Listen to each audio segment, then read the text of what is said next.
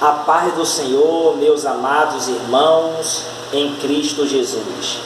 Eu venho aqui, por meio desta gravação, por meio deste vídeo, trazer uma reflexão da parte de Deus para o seu coração.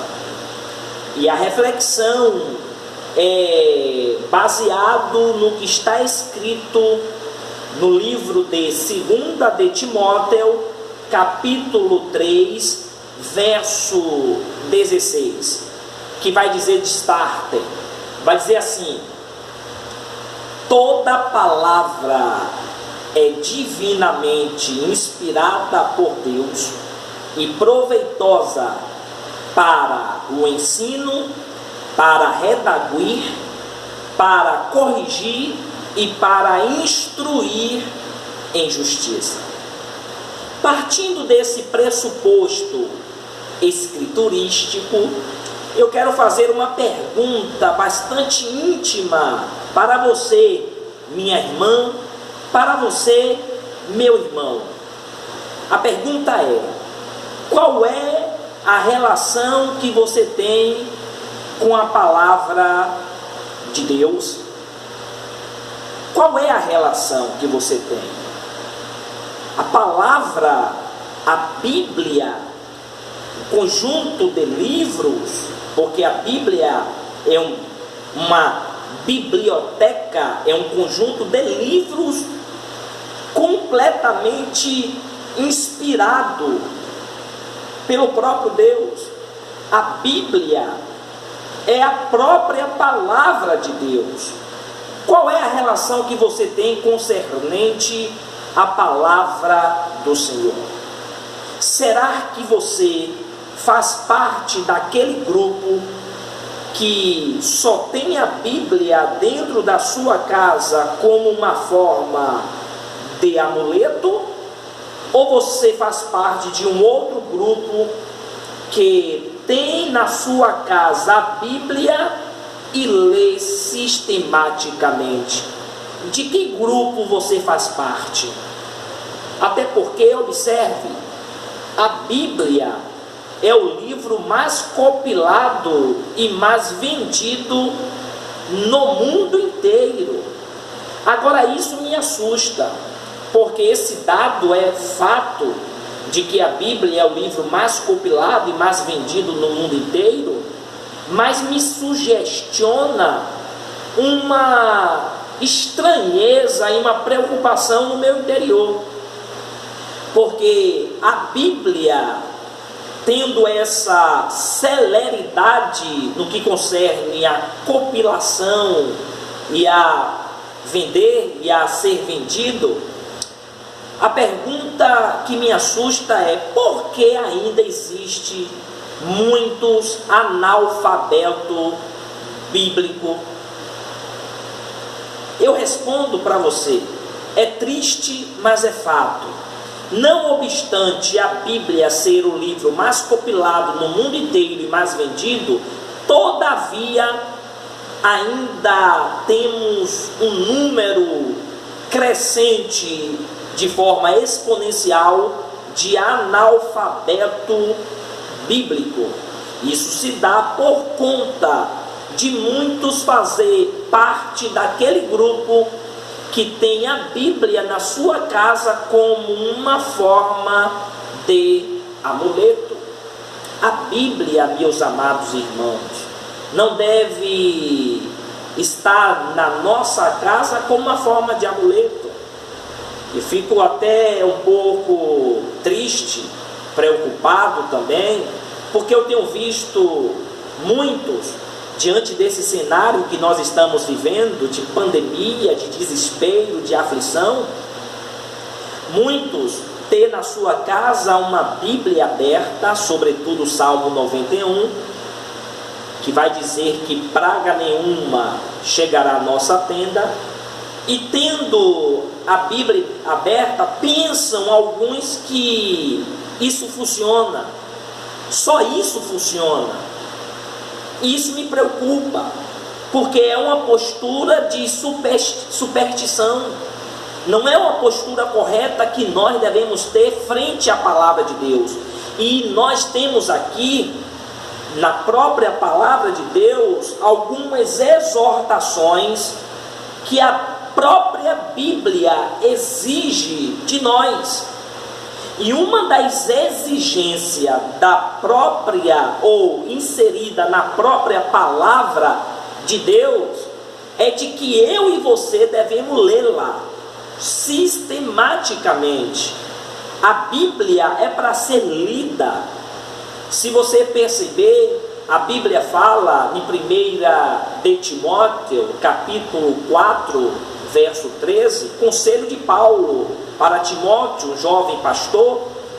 Paulo vai dizer: persiste em ler as Sagradas Escrituras.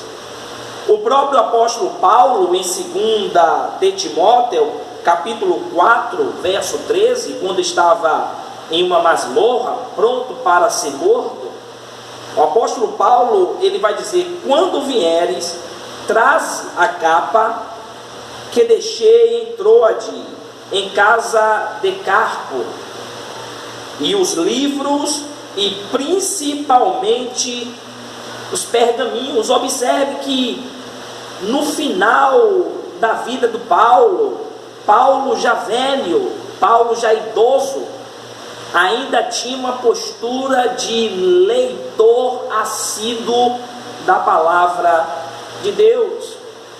Então perceba que a palavra de Deus, ela nos admoesta a lê-la constantemente. Eu quero falar uma coisa aqui para você. De que adianta nós sermos leitores de vários compêndios, de todas as áreas de conhecimento, e não ser leitor do livro mais importante que existe no mundo inteiro? De que adianta? Eu quero dizer com isso que a Bíblia é o livro de cabeceira. A Bíblia é o livro que deve ser lido ou lida de forma sistemática. Nós devemos ler a Bíblia sem duvidar, porque ela é a palavra de Deus. E aqui, usando um pouco de filosofia, de silogismo, que parte de uma premissa maior, de uma premissa menor, que vai trazer uma conclusão, eu posso dizer que, partindo da premissa maior de que a Bíblia é a palavra de Deus, e de que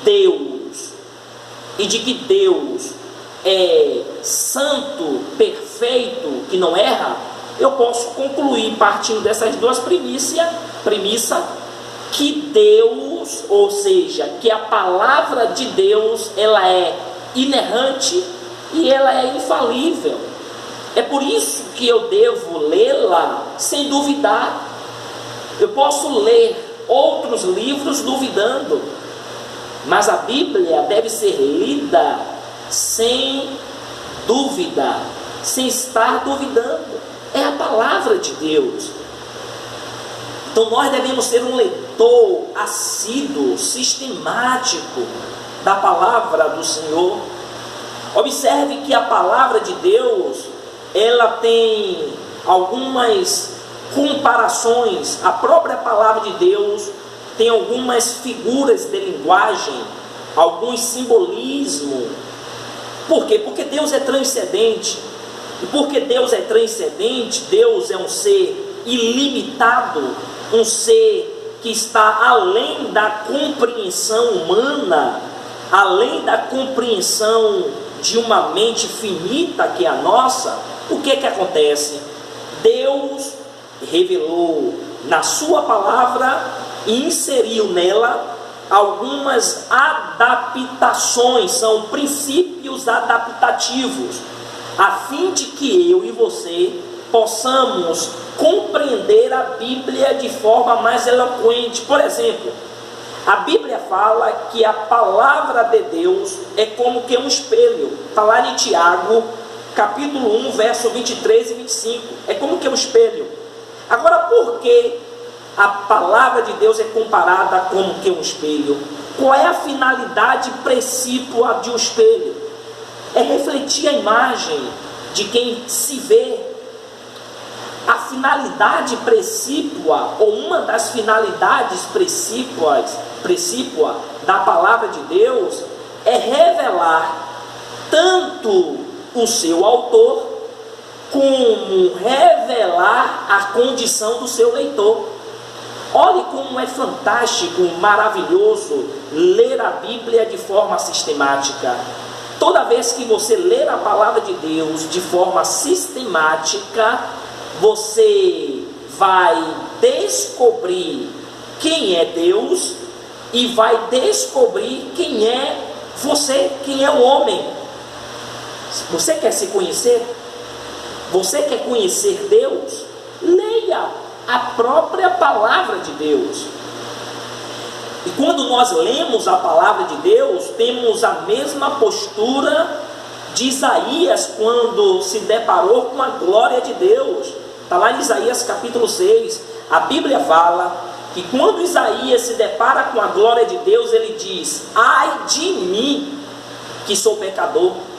Observe que Isaías, ele tem uma visão dupla, uma visão dimensional.